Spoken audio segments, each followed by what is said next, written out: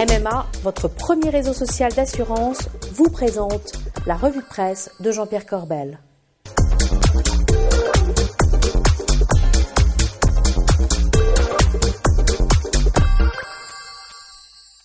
Bonjour, c'est mardi et c'est la revue de presse. Jean-Pierre Corbel est en vacances en Argentine et nous allons le retrouver tout de suite dès que la liaison satellite sera établie.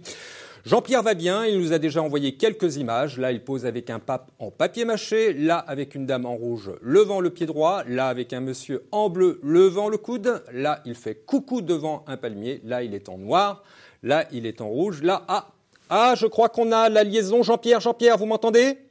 Oui, Bogdan, je vous entends. Alors, je suis au fin fond de la pampa argentine pour un trekking survival. Les conditions, alors elles sont super dures. Ici, proche de Ushuaia, il fait froid. On n'a pas mangé depuis 24 heures. Imaginez, pour moi, c'est juste l'enfer. Et vous avez pu suivre l'actu quand même ? Oui, je sais, un nouveau gouvernement. Et si j'ai bien compris, un discours de politique générale aujourd'hui, un discours qui aura du mal à trouver un cap tant l'environnement est complexe. Écoutez Nicolas Dos sur BFM. La mauvaise nouvelle, c'est qu'il n'y a pas de reprise franche et marquée de l'activité. Ça, c'est absolument évident. Il n'y a pas de tendance qui ressort. Consommation, le moteur est malheureusement un peu en panne. Le pouvoir d'achat est sous pression après la hausse de TVA de janvier. Et le malus automobile qui a augmenté. Et puis, les exportations. Il y a un peu de demande internationale, mais le problème, c'est que là, on a l'euro fort qui pénalise évidemment les exportations dès qu'on exporte en dehors de la zone euro. Mais l'ancien gouvernement avait déjà programmé 50 milliards d'économies sur 3 ans, non ?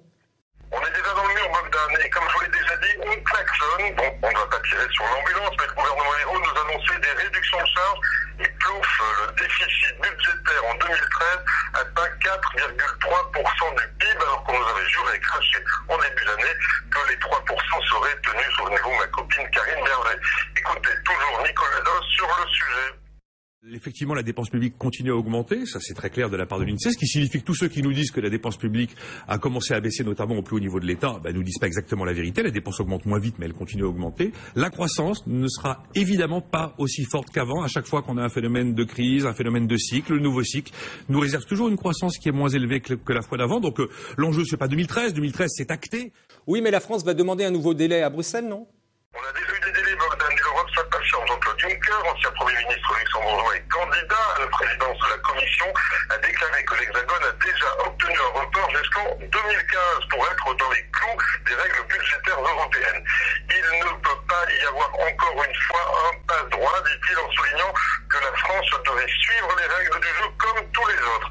Pas de répit pour notre nouveau Premier ministre qui va devoir donc être inventif.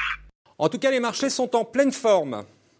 Oui, regardez cet article dans Les Échos. Les bourses au plus haut depuis septembre 2008. Les bourses, enfin, pas toutes, puisque les émergents payent le prix de la reprise des pays occidentaux, alors que New York vole de record en record. Quant à Paris, eh bien non, on ramasse les miettes. Allez Jean-Pierre, on passe au dossier chaud du moment. La retraite, toujours la retraite, encore la retraite. Regardez cet article dans l'AGFI. L'ARCO et l'AGIRC ne revaloriseront pas leurs points cette année. L'objectif est de tenter de réduire les déficits des deux régimes. 5,5 milliards d'euros de déficit annuel prévu en 2017 contre 8,6 milliards sans application de l'accord. Ça fait quand même quelques milliards. Et là, il s'agit d'éviter la faillite à 5 ans.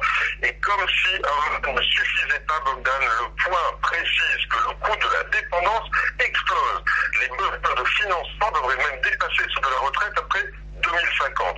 Pas sûr que le gouvernement ait envie d'aller voir aussi loin. Le top de la semaine. Oui, selon le magazine Challenge, 2 semaines après le lancement des PEA-PME, nos amis de la financière de l'échiquier seraient les deuxièmes collecteurs en France sur 34 établissements. Juste derrière AXA, excusez du peu. Ils ont donc 15% de part de marché, ça méritait bien un petit coup de chapeau. Et le flop ? Oui, un flop et un juste pourrir au nouveau gouvernement. On commence par un flop avec Ségolène Royal qui, sans perdre une seconde, jette à la poubelle le dossier écotaxe. Écoutez la toute nouvelle ministre. L'écologie ne doit pas être punitive et on ne doit pas taxer des gens s'ils n'ont pas le choix de prendre les transports propres. On se demande bien ce que l'on va faire des portiques. Vraiment, peut-on y accrocher des radars? Ça fera gagner de l'argent. Et juste pour rire. Et juste pour rire. Arnaud Montebourg a pris du galon et c'est en général en chef qu'il va se lancer à l'assaut de Bruxelles. Ça nous promet de jolis jeux oratoires. Écoutez, ça commence bien. Le Premier ministre, c'est un nouveau style. C'est pas qu'un style, c'est une autre manière de travailler et surtout de coordonner les les uns et les autres, et puis une autre manière de prendre des décisions. Donc il y a un changement très important.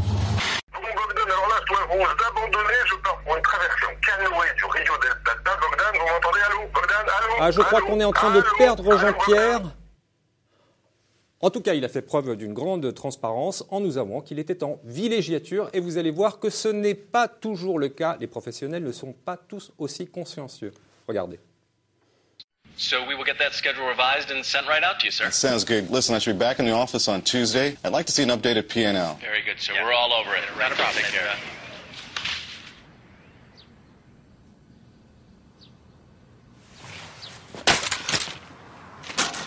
That was close.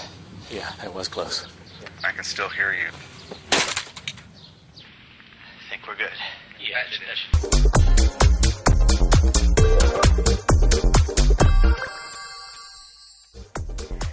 La revue de presse de Jean-Pierre Corbel vous a été présentée par MMA, votre premier réseau social d'assurance.